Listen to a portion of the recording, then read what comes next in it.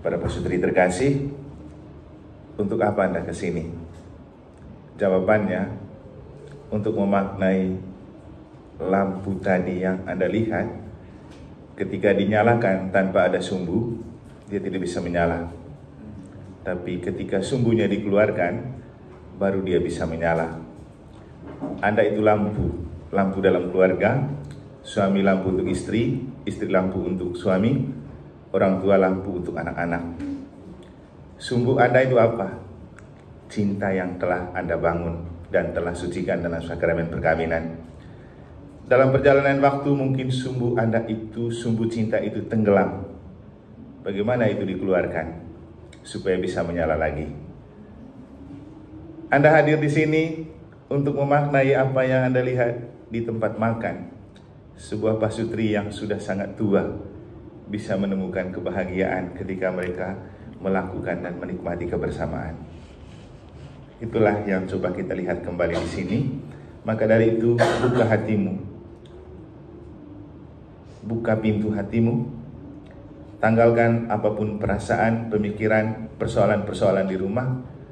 Waktu ini adalah waktu Tuhan untuk Anda, waktu Anda untuk lebih dekat lagi dengan Tuhan dalam menghidupkan cinta yang mungkin agak suram dan mungkin mau padam karena sumbunya tenggelam di tengah arus kesibukan Anda masing-masing.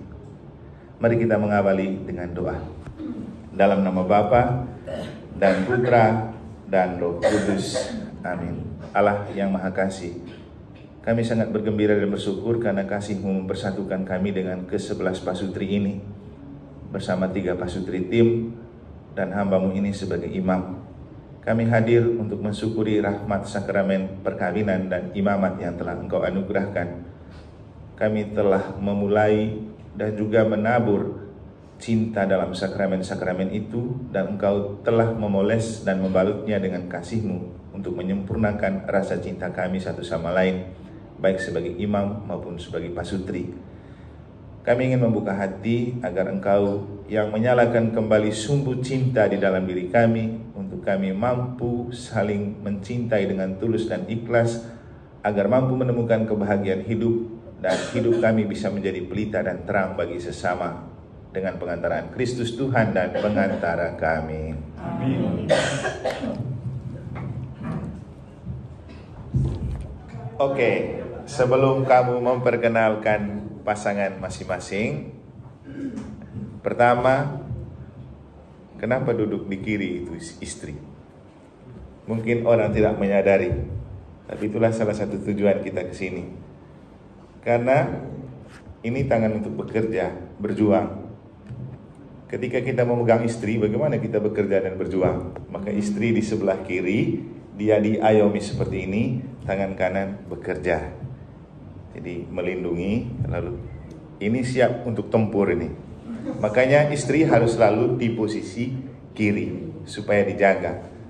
Kemudian pertimbangan yang lain, kalau kita di jalan seperti di mobil berpapasan itu kan bagian kanan. Masa kamu kasih istri di sebelah kanan? Kan dia yang tabrak, nanti kamu yang selamat. Itu beberapa hal. Tapi intinya itu mau menunjukkan bahwa dia memang pendamping. Pendamping itu harus ada di samping.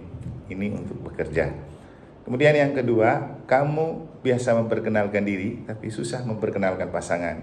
Saya hanya mau bilang saja begini, cocok lo dengan Injil pada hari ini. Yesus bilang apa? Sebelum kamu pergi ke mezbah untuk memberikan persembahan,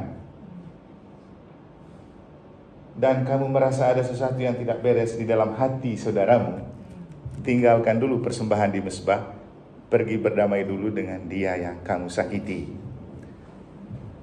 Mengerti dan mengetahui perasaan orang lain itu tidak mudah. Tapi syarat Tuhan, kalau kita mau bertemu Tuhan, harus mengerti dulu perasaan hati orang lain. Hari ini kamu memperkenalkan pasangan, sekaligus mengagumi apa yang mungkin selama ini kamu kagumi, tapi tidak berani kamu ungkapkan sekarang. Karena itu cocok juga sesuai dengan perintah kita suci hari ini. Maka kalau kamu memperkenalkan pasangan, kamu sedang menghayati pesan kita suci pada hari ini. Silakan. Silakan Romo. Oke, silakan. Puriasio mendampingi saya. Oke. Duduk sudah. Saya memperkenalkan diri. Oke, Bapak Ibu Saudara-saudari, saya ingin memperkenalkan botol ini kepada para pasutri. Sudah dari tadi botol ini bersama dengan saya. Saya tahu ini botol air, isinya air. Tapi ketika saya memperkenalkan botol ini kepada Anda, saya harus mengamati dan melihat botol ini dengan baik. Lalu saya perkenalkan. Ternyata botol ini bertuliskan Kangen Water. Saya bangga melihatnya, karena dia kemudian melepaskan rasa rindu saya akan haus akan air. Apa yang mau disampaikan? Ketika kita diminta untuk memperkenalkan pasangan, bukan berarti Anda belum mengenal pasangan Anda. Tapi yang diminta adalah kita coba fokus pada pasangan kita untuk diperkenalkan. Maka yang terbaik memang cara terbaik memandang dulu pasangan kita, baru kita perkenalkan.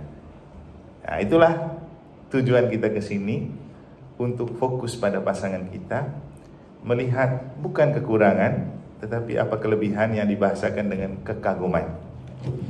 Karena jarang kita mungkin kagum dengan pasangan kita waktu kita pacaran, tapi setelah berjalan kita kagum, tapi susah untuk mengungkapkan kekaguman itu, padahal itu penting. Sekarang saya beralih ke pasangan tim saya. Sudah berapa kali kita berpasangan dalam ngetim ya?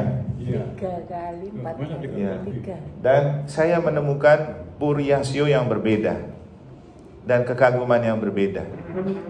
Kali ini, maaf, saya lihat kamu lebih awet muda. Terima kasih Romo. Bukan, apakah hari ini mereka merayakan hari ulang tahun pernikahan ke-42, atau karena memang mereka semakin awet muda? Artinya, para pasutri, Anda punya pasangan yang lama, tapi selalu ada yang baru yang layak dikagumi untuk dibanggakan. Coba perhatikan baik-baik makanya. Nah, inilah yang kita maksudkan sekarang. Yang lama dilihat secara baru. Seperti saya melihat Pasutri Puriasio. Pasangan tim yang lama, tapi saya bukan baru lihat, tapi lihat yang baru dari mereka. Dan akhirnya saya kagum ketika mereka yang sudah usianya sangat tua jauh lebih tersenyum dan bahagia dari yang saya yang mungkin masih lebih muda. Itu yang membuat saya merasa, hebat, untung saya ketemu dengan orang tua seperti ini. Ditambah lagi dengan 2 orang tua yang tadi dansa di sana. Saya bahagia betul melihat itu dan saya videokan. Itu menjadi sebuah inspirasi untuk pulang. Saya katakan kepada umat, kalau kamu bahagia ini loh, kenapa orang bule itu biar sudah tua bisa berdansa? Coba orang tua kita punya jam segitu, mereka masih mau berhura-hura begitu? Sudah tidur atau bagaimana, mungkin lagi mengeluh lututnya ini. Artinya, apa yang membuat mereka bahagia? Bangga karena pasangannya selalu ada di samping. Itu saja. Jadi pasangan yang sama dan lama, tapi dimaknai secara baru. Itulah yang perlu kita pelajari sekarang. Jadi fokus pada pasangan, memberikan perhatian kepada pasangan, memberikan apresiasi dan penghargaan kepada pasangan. Karena dia diberikan kepada kita sebagai pendamping, karena punya sesuatu yang lebih yang kita tidak punya, yang Tuhan beri melalui dia. Pasti kamu penasaran weekend itu apa? Atau mungkin tidak penasaran karena kamu sudah mendengar cerita dari orang. Tapi coba dengar cerita dari Pasutri ini yang ada di samping saya, juga teman-teman tim. Silakan Pasutri Puriasio melanjutkan. Oke, terima kasih Puriasio. Mengapa Imam hadir di sini? Karena imam juga butuh pasutri. Tidak mungkin saya jadi imam kalau tidak ada umat. Umat itu siapa? Pasutri. Kamu menikah karena cinta. Saya menjadi imam karena cinta. Siapa yang punya cinta? Tuhan yang telah menciptakan kita. Mungkin imam tampak hidup sendiri, tapi kalau saya motonya aku tidak seorang diri, karena Bapa selalu menyertai aku. Bagaimana saya merasa eksis dan tidak berjalan sendiri, selalu membangun relasi dengan Tuhan dalam doa dan misa. Karena saya adalah mempelai Kristus, gereja adalah mempelai Kristus, saya alter Kristi, maka saya juga harus menganggap gereja sebagai mempelai saya. Siapa itu gereja? Para pasutri juga.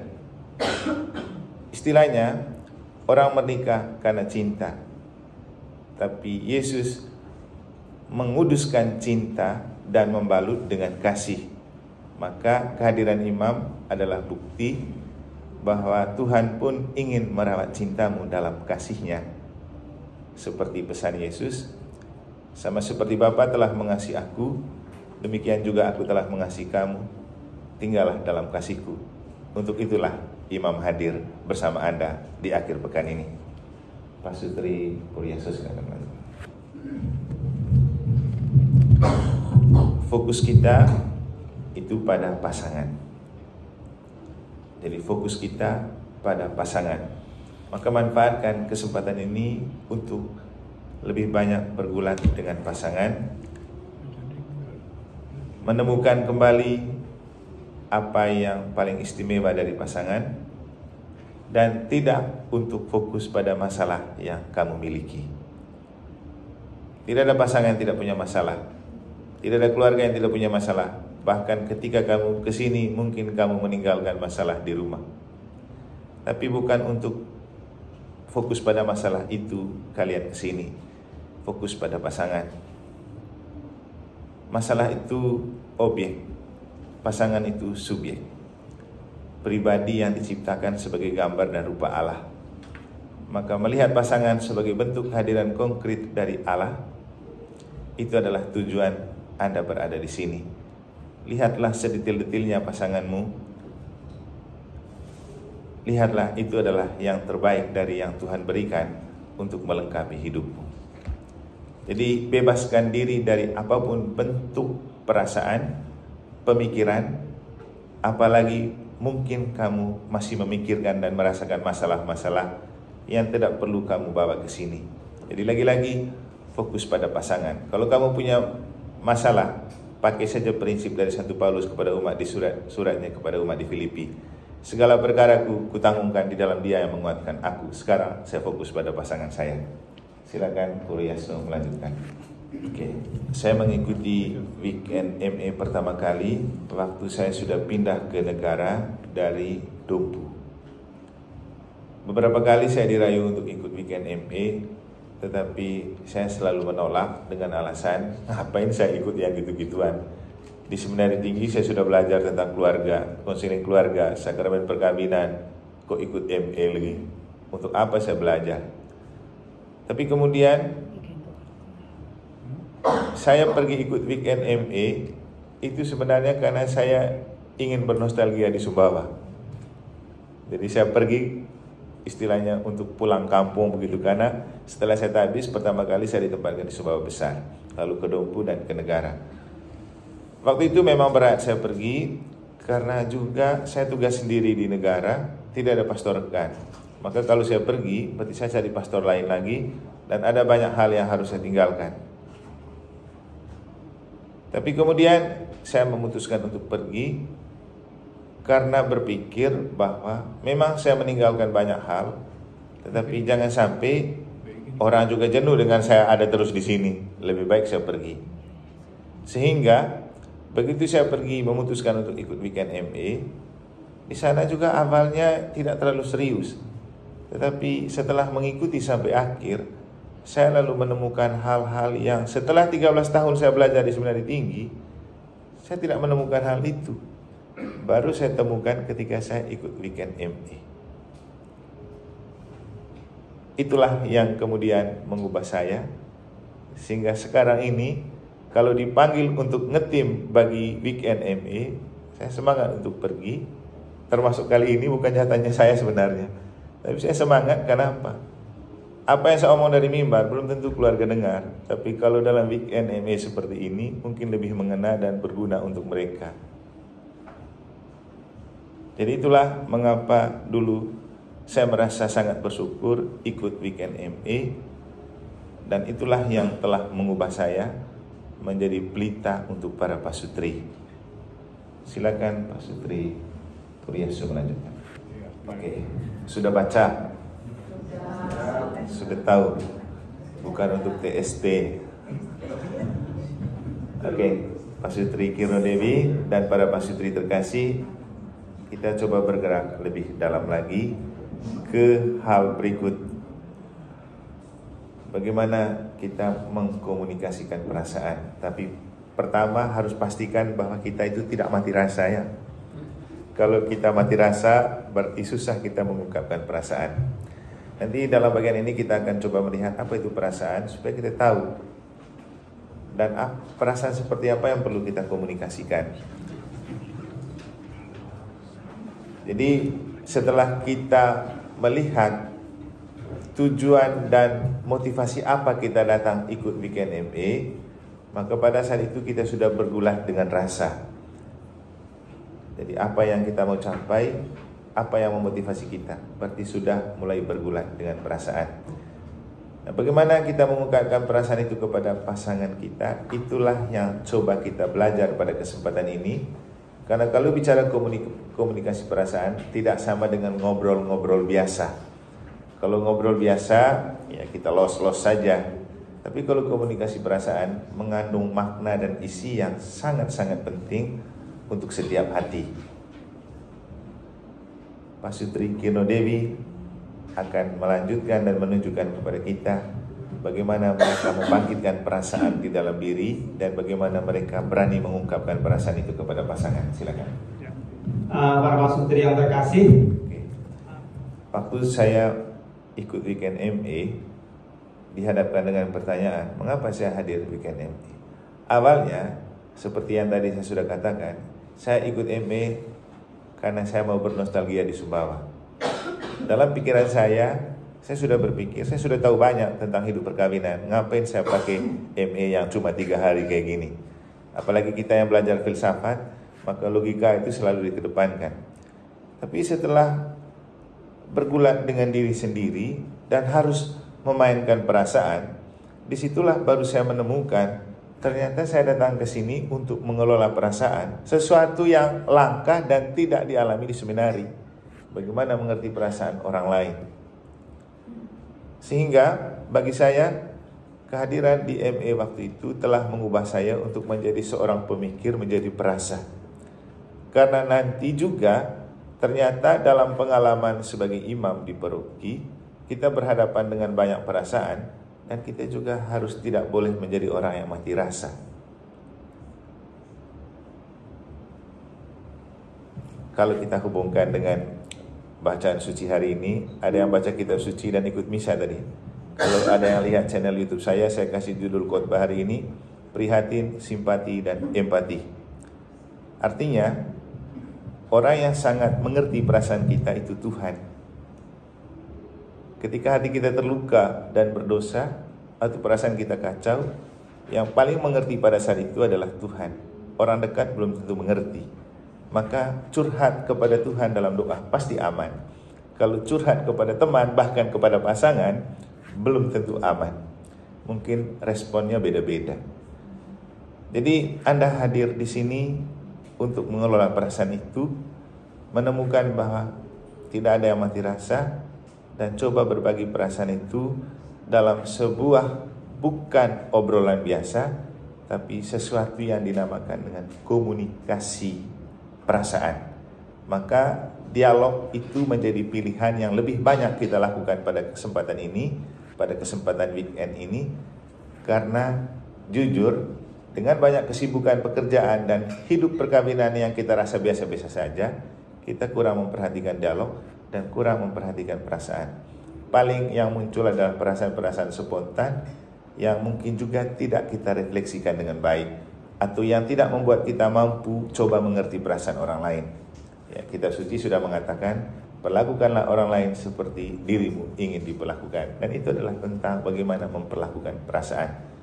Jadi pada kesempatan ini kita diajak untuk melihat perasaan kita, berani mengungkapkan perasaan itu kepada pasanganmu, karena untuk itulah dia diberikan.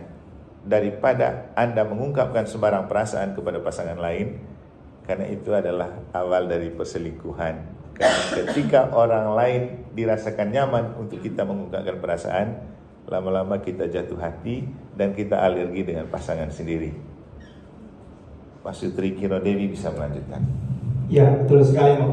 Jadi saya kalau bicara perasaan selalu ingat lagu Sungguh sayang beta mati rasa nona. Kalau saya dengar lagu itu, saya cek saya punya perasaan. Jangan sampai saya sedang mati rasa. Perasaan itu reaksi spontan. Dia terkait dengan panca indera, mata, telinga, kulit. Dan perasaan itu tidak punya jenis kelamin. Tidak bisa kita bilang itu perasaan perempuan, itu perasaan ini tidak ada. Marah itu tidak ada jenis kelaminnya. Senang itu tidak ada jenis kelaminnya. Laki-laki atau perempuan pasti punya perasaan. Yang beda bagaimana menyadari perasaan, bagaimana mengelola perasaan, bagaimana mengkomunikasikan perasaan. Para pasutri bersyukur punya pasangan, karena ketika punya perasaan, kamu bisa mengungkapkan kepada pasangan. Saya pastor tidak punya pasangan. Kalau saya rasa sesuatu, kepada siapa saya mengungkapkan? Jadi dalam hal ini kamu lebih hebat dari kami. Harus cari teman yang betul-betul bisa mengerti perasaan, baru kita berbicara dalam bentuk curhat. Jadi curhat itu komunikasi perasaan. Makanya kami pastor selalu harus punya teman dekat. Teman yang sangat dekat, yang ketika merasakan apa-apa bisa cerita dengan dia. Dulu saya waktu ada almarhum Romo Yomi, biasanya kami sering berdua untuk bercerita tentang apa yang sedang kami rasakan. Sayangnya dia meninggal duluan. Kemudian saya cari lagi. Kalaupun tidak dapat teman, pasti kami pastor ada dekat dengan keluarga-keluarga tertentu yang dirasa at home untuk mengungkapkan perasaan yang kalau kita cerita pasti dia paham untuk didoakan. Dan pilihan yang berikut, Yesus itu sahabat. Jadi kepada Yesuslah selalu mengungkapkan perasaan. Jangan berpikir kami tidak punya gejolak perasaan. Namanya manusia normal pasti ada. Rasa apapun, rasa marah, rasa jengkel, rasa kesal pasti selalu ada.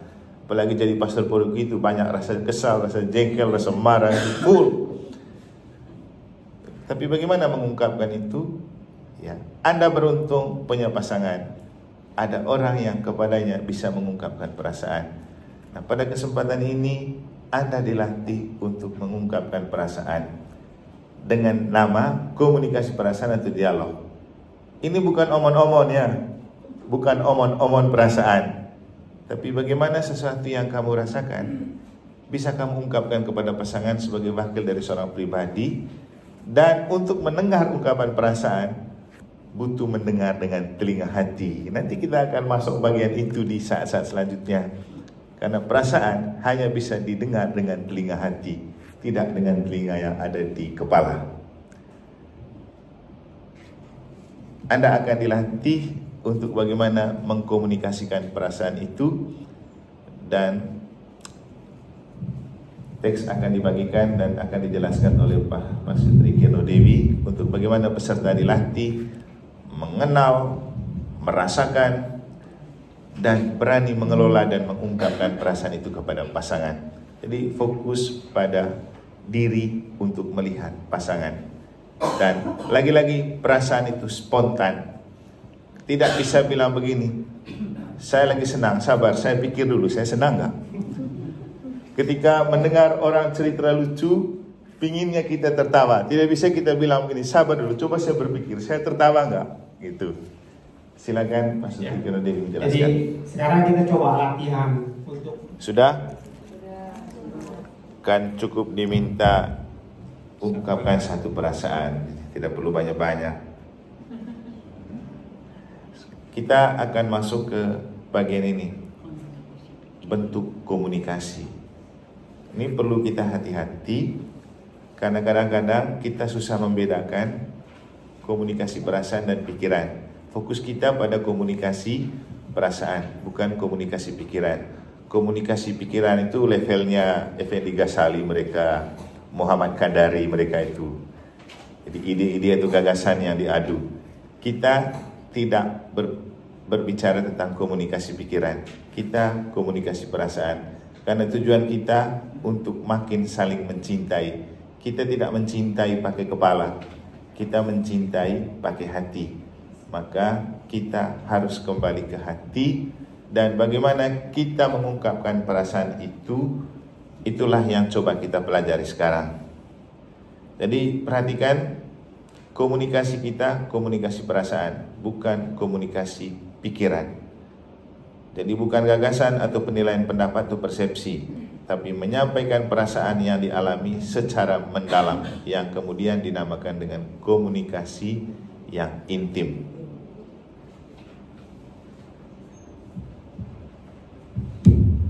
Perhatikan perbedaan cara menyampaikan pikiran dan perasaan.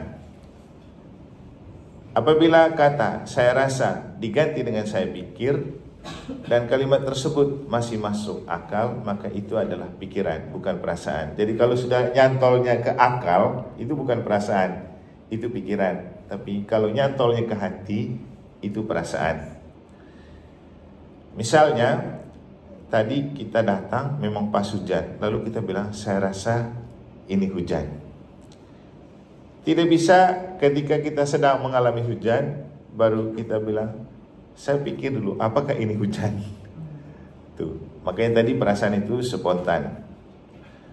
Kemudian contoh perasaan, saya merasa malu ketika datang terlambat. Rasa. Tidak bisa kita bilang "saya berpikir saya malu ketika saya terlambat". Bukan, ini bukan gagasan, itu sudah fakta. Fakta yang terjadi. Jadi perhatikan baik-baik perbedaan antara perasaan dan pikiran. Nah, dalam pembicaraan biasa kita lebih banyak mengkomunikasikan pikiran dan menghindari mengungkapkan perasaan. Jadi adu argumen itu terjadi karena orang banyak berpikir tanpa merasa. Ya mungkin paling kentara ini kalau yang sering nonton TV itu yang sering disampaikan oleh siapa ya? Rocky Gerung. Dia omong seenak-enaknya tanpa dia mempertimbangkan perasaan orang lain. Ini memang permainan ide. Dalam hidup perkawinan kita itu lebih bersentuhan dengan perasaan, bukan ide atau gagasan. Kecuali kalau merancangkan masa depan, jangan pakai perasaannya, pakai pikiran. Menanam cita-cita untuk anak-anak dan keluarga di hari depan, jangan pakai perasaan, pakai pikiran. Mengapa dan bagaimana mengungkapkan perasaan? Lagi-lagi untuk menjaga relasi yang intim antara pasutri, komunikasi pikiran saja tidak cukup dan memang tidak diharapkan untuk lebih banyak kita mengadu gagasan. Yang paling penting adalah merasa peka dengan perasaan, menemukan perasaan itu dan berani mengungkapkan perasaan itu kepada pasangan. Dan kalau bicara perasaan, ini sangat pribadi. Jadi istilahnya hak prerogatif ini perasaan. Sehingga kalau misalnya suami merasa seperti ini, tidak bisa istri bilang, jangan rasa seperti itu salah. Tidak. Atau kalau istri merasa kesal dengan sikap suami, lalu suami bilang, tidak boleh kau rasa kesal seperti itu. Tidak bisa. Itu hak prerogatif seseorang untuk perasaan.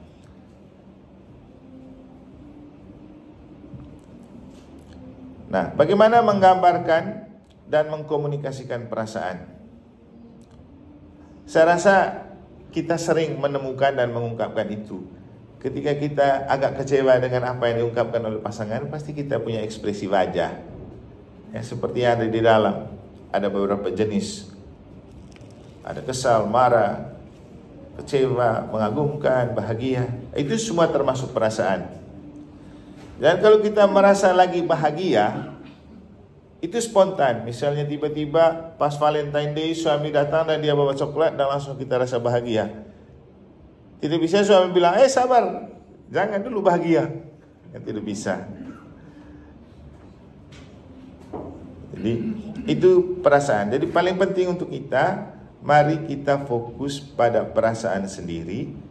Dan mari kita fokus untuk berani mengungkapkan perasaan itu pada pasangan. Karena lebih baik kita mengungkapkan perasaan pada pasangan daripada kita mengungkapkan perasaan pada yang lain. Contoh terakhir, kalau Anda rasa pingin, apakah Anda harus mengungkapkan itu kepada orang lain? Tidak mungkin kan? Karena itu rasamu yang harus kamu rasakan bersama pasangan. Jadi perasaan itu sangat sensitif. Dan karena itu harus lebih peka menemukan dan lebih lihai atau peka juga dalam mengungkapkan perasaan. Perasaan bisa berbeda dalam peristiwa yang sama. Misalnya, sekarang ini saja. Ketika kita berada di satu ruangan yang sama, kita punya rasa berbeda. Ada yang merasa dingin, tapi ada yang merasa tidak terlalu dingin. Dan tidak bisa kita persalahkan karena rasanya berbeda seperti itu. Ketika saya tidak berbagi, dan ketika saya berbagi perasaan dengan pasangan saya, nah lihat ekspresi yang ada. Jadi lain-lain kan ekspresinya. Berarti ini ada rasa yang berbeda untuk hal yang sama. Dan itu wajar kalau rasa yang sama untuk hal yang sama, itu yang tidak normal mungkin. Karena setiap orang punya rasa berbeda. Contoh, ketika makan sambal, ada yang merasa sambal itu paling enak untuk tambah di sayur. Tapi untuk orang tertentu dia rasa tidak enak kalau sambal itu taruh langsung di sayur. Dan tidak bisa kita mempersalahkan hanya karena itu. Jadi mari kita belajar untuk mengenal perasaan kita, dan mari kita belajar untuk mengungkapkan perasaan itu sambil tidak tergoda dalam bahaya, membawa dalam pikiran apapun yang sedang kita rasakan. Jadi istilahnya, jangan memikirkan perasaan dan jangan merasakan pikiran. Kiro Dewi silakan melanjutkan. Ya, jadi seperti tadi. Oke. Ketika kita tidak sanggup mengungkapkan apa yang ada di perasaan kita, maka menulis itu cara terbaik. Sekarang menulis memang tidak banyak pakai ballpoint, tetapi lebih banyak lewat WA. Gak apa-apa namanya saja tulisan. Tapi di sini Anda diminta untuk menulis pakai tangan apa yang Anda rasakan. Karena ketika menulis itu berarti mengungkapkan kesatuan antara apa yang ada di perasaan Anda dengan apa yang mau diungkapkan kepada pasangan. Nanti dia membaca tulisan itu sebagai wakil dari pribadi. Oke, sebelum Anda menulis apa yang Anda rasakan, sekali lagi saya menekankan bahwa di bagian ini fokus pada diri kita, pada perasaan kita. Jangan melihat pribadi orang atau perasaan pasangan, karena kita tidak diminta untuk menggali perasaan pasangan, menggali perasaan sendiri. Yang pasti perasaan itu sangat privasi, dan mungkin tadi saya lupa untuk memberikan contoh dari yang saya alami ketika berani mengungkapkan perasaan. Satu kali waktu saya baru habis tabis, saya khotbah di Sumbawa. Kebiasaan dari seminari, kita bikin teks untuk khotbah. Dan waktu di seminari tinggi, saya punya teks khotbah. Setelah saya pakai, pasti adik-adik kelas itu minta. Saya berpikir itu adalah khotbah terbaik ketika saya sudah menulis, karena kata-katanya lebih berbobot. Ketika saya menyampaikan hal yang sama di paroki, di Sumbawa, dengan cara yang sama, saya berpikir ini sudah khotbah terbaik dari saya. Tiba-tiba waktu saya pergi pesiar ke rumah umat, ada umat yang bilang, Romo isinya sudah bagus, tapi khotbah yang bagus itu kalau Romo tidak baca itu teks. Jadi hal yang sama dirasakan berbeda, tergantung orangnya, itu intinya. Kemudian ketika saya berkhotbah di bawah 10 menit di paroki yang baru, saya biasa khotbah sekitar 15 menit. Saya coba pangkas menjadi 10 menit ke bawah. Saya pikir ini sudah yang terbaik. Setelah misa ada yang datang ngomel, Romo kenapa terlalu cepat? Hal yang sama dirasakan secara berbeda. Nah, dalam hidup berpasutri ada banyak hal yang sama yang kamu lihat, tapi kamu punya rasa yang berbeda. Nah, bagaimana tahu kalau perasaan itu berbeda? Maka perlu ditulis supaya kita temukan, jangan sampai kita tafsir salah. Contoh, di negara ada pasutri yang sudah hidup 17 tahun. Istrinya berpikir kalau dia membeli jeruk, suaminya suka. Dan memang setiap kali dia beli jeruk, suaminya terpaksa makan. Padahal aslinya suaminya ini tidak suka jeruk. Suatu saat dia berani mengungkapkan, "Ma, saya sebenarnya tidak suka jeruk. Selama ini saya paksa makan karena mengerti perasaan mama yang sudah beli." Nah, jadi banyak hal yang kita temukan, kita rasa sama, ternyata kita punya perasaan berbeda. Jadi sekarang ini kembali ke dalam pribadi. Mungkin kamu punya pengalaman yang sama, tapi kamu punya rasa berbeda. Dan agar perbedaan itu bisa diungkapkan dan ditemukan, maka tulis itu dalam tulisan tangan. Oke? Sekarang Anda latih menulis perasaan sendiri, nanti baru bisa dilihat sama pasangan. Jadi fokus pada perasaan sendiri, bukan pada perasaan pasangan. Silakan. Sewaktu pacaran. Ini beberapa tips untuk Anda tidak ragu dan tidak takut mengungkapkan perasaan. Karena ini bukan ujian bahasa Indonesia itu tata bahasa, tapi mengungkapkan perasaan dengan cara yang paling khas dari yang Anda miliki, yaitu huruf-huruf yang kamu tulis sendiri. Sama seperti dokter kan, harus tulisannya dia yang dibaca oleh resep itu. Kalau tidak susah. Nah, ini pertama, saran agar Anda bisa berdialog dengan baik dan mengungkapkan perasaan. Abaikan kesalahan tata bahasa atau ejaan, karena itu tidak penting. Yang penting isinya.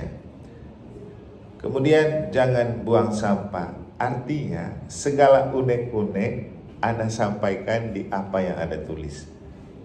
Kesini Anda tidak datang untuk menjadi tempat sampah. Kesempatan untuk mengungkapkan semua perasaan yang selama ini di rumah tidak sempat kamu ungkapkan.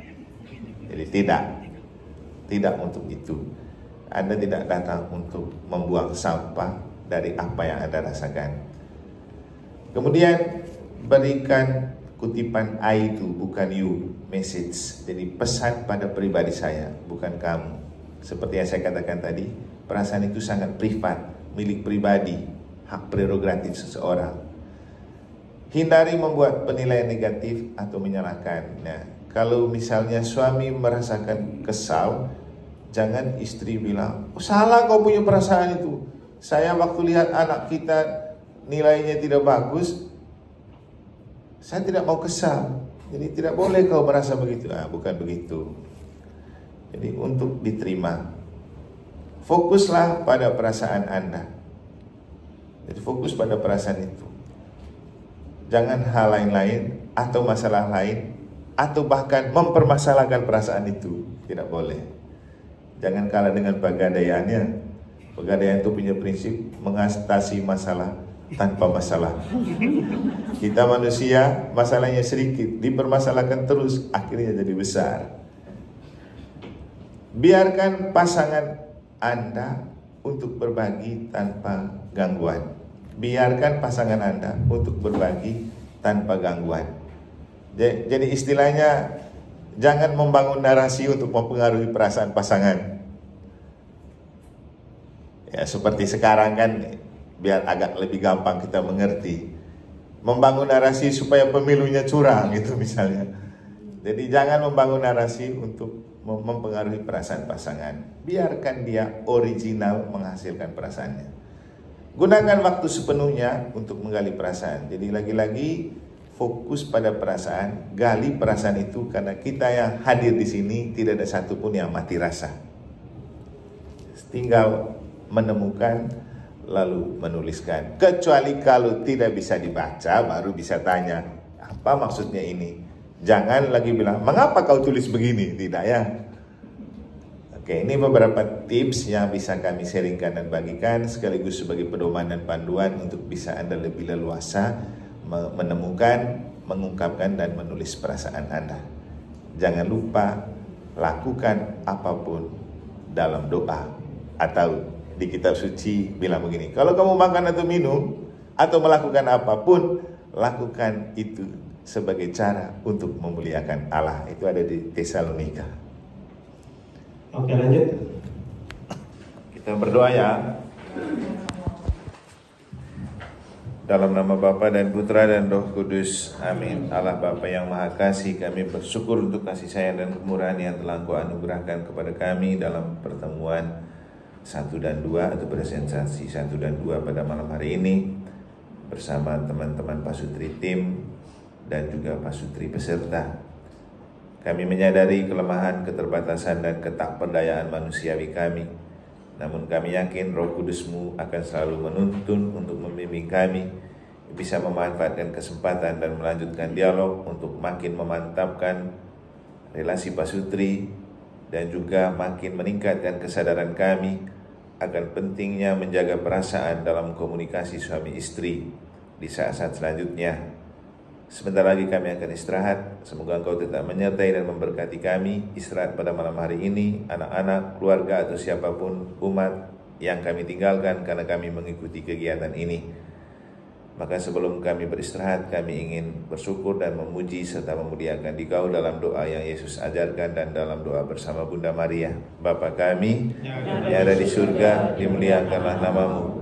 Datanglah kerajaan-Mu, jadilah kehendak-Mu di atas bumi seperti di dalam surga. Berilah kami rezeki pada hari ini, dan ampunilah kesalahan kami seperti kami pun mengampuni yang bersalah kepada kami. Dan janganlah masukkan kami ke dalam pencobaan, bebaskanlah kami dari yang jahat. Amin. Kita mendoakan 3 kali salam Maria untuk menghormati kesucian Bunda Maria, agar Bunda Maria bersama Santo Yosef selalu menjaga dan memelihara kepastrian kita, juga keluarga-keluarga kita dalam istirahat malam ini. Salam Maria, penuh rahmat, Tuhan sertamu. Terpujilah engkau di antara wanita, dan terpujilah buah tubuhmu Yesus. Santa Maria, Bunda Allah, doakanlah kami yang berdosa ini sekarang dan waktu kami mati. Amin. Engkau yang dikandung tanpa noda ya Maria, sucikanlah badanku dan kuduskanlah jiwaku. Salam Maria, penuh rahmat, Tuhan sertamu. Terpujilah engkau di antara wanita, dan terpujilah buah tubuhmu Yesus. Santa Maria, Bunda Allah, doakanlah kami yang berdosa ini sekarang dan waktu kami mati. Amin. Engkau yang dikandung tanpa noda ya Maria, sucikanlah badanku dan kuduskanlah jiwaku. Salam Maria, penuh rahmat, Tuhan sertamu. Terpujilah engkau di antara wanita, dan terpujilah buah tubuhmu Yesus.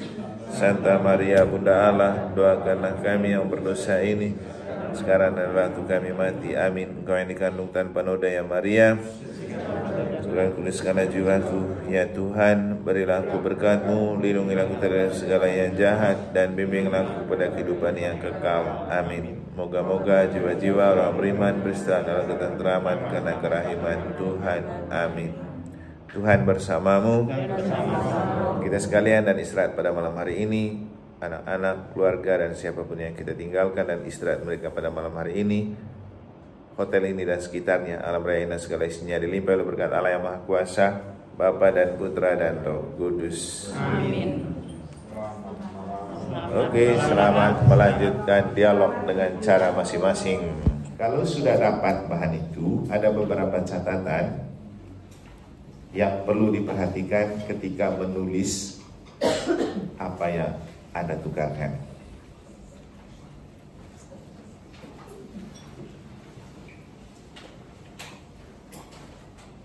Mohon dilihat di daftar handout yang sudah ada. Cek bidang-bidang di mana Anda pikir itu adalah yang sulit untuk dikomunikasikan. Jadi cek bidang-bidang yang ada di situ yang menurut Anda itu sulit untuk dikomunikasikan. Pilih satu bidang di mana Anda mempunyai perasaan yang kuat tertuju ke situ. Dengan catatan semua perasaan masih normal kan? Tulis satu surat cinta mengenai bidang tersebut, tetapi fokus pada perasaan-perasaanmu. Jangan tanya pasangan dulu, saya merasakan apa ya? Orang gak punya, bukan pasangan gak punya. Biarkan dia menulis perasaannya sendiri.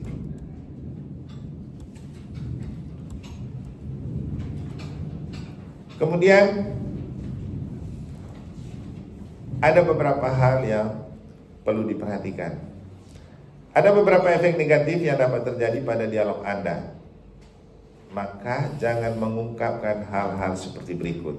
1. Hal-hal yang memanipulasi pasangan untuk berubah atau untuk melihat sesuatu sesuai pandangan Anda, seperti kesalahan mengambil keputusan, pendapat orang lain tentang dia, dan sebagainya. 2. Situasi yang traumatis atau dramatis yang dapat membuat dan masih dirasakan sakitnya yang mendalam atau terasa tidak nyaman, seperti kematian anak atau teman dekat atau beberapa pengalaman kecemburuan. Hal itu tidak perlu didiskusikan untuk menjadi perhatian pada persoalan atau kejadian itu, dan jangan juga mengenai Anda dan bagaimana yang Anda rasakan hari ini. 3. Hal-hal yang merupakan pengakuan dosa seperti melakukan pencurian, aborsi, atau perselingkuhan itu tidak perlu. Sharing mengenai hal-hal tersebut hanya akan merusak relasi daripada menciptakan suatu keakraban. Jadi kamu ini menulis motifnya untuk makin akrab, bukan makin membenci. Tuh.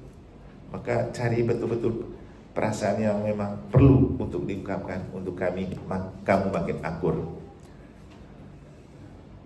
Tentang hal-hal seperti yang saya sudah katakan tadi, harus disampaikan kepada pastor dalam pengakuan, bukan mengaku kepada pasangan. Kemudian yang keempat, tingkah laku mabuk-mabukan seperti kecanduan alkohol atau judi, ini bukan weekend MA untuk konseling profesional, dan bukan hal-hal itu yang perlu diungkapkan sebagai perasaan. Itu fakta dan pengalaman yang bisa Anda belajar bagaimana hidup berkeluarga. Tapi sekarang fokus pada perasaan seperti hal-hal sensitif yang sudah di-sharingkan tadi. Juga jangan mengungkapkan hal-hal seperti membuang sampah dengan menyalahkan, mengungkapkan kembali hal-hal yang sudah lewat atau lama, menumpahkan satu beban yang berat dan sebagainya. Jadi bukan saat untuk pelampiasan ini. Dua, membuat suatu komentar yang keji, kemudian membenarkan dirimu bahwa Anda hanya ingin jujur. Ini akan menuju kepada penekanan hal-hal negatif mengenai pasangan Anda yang harus Anda hindari, seperti keterbatasan, kelemahan, penampakan fisik, selera yang kurang baik, dan sebagainya. Dan terakhir, perlakukanlah orang lain seperti dirimu ingin diperlakukan. Apa yang menurut Anda tidak pantas untuk diungkapkan sebagai ungkapan perasaan sensitif, tidak perlu mengungkapkan. Karena membayangkan kalau orang lain juga melakukan itu kepada kita, rasanya bagaimana? Sekian dan terima kasih. Saya kembalikan ke Pak Sutri Puryasyo.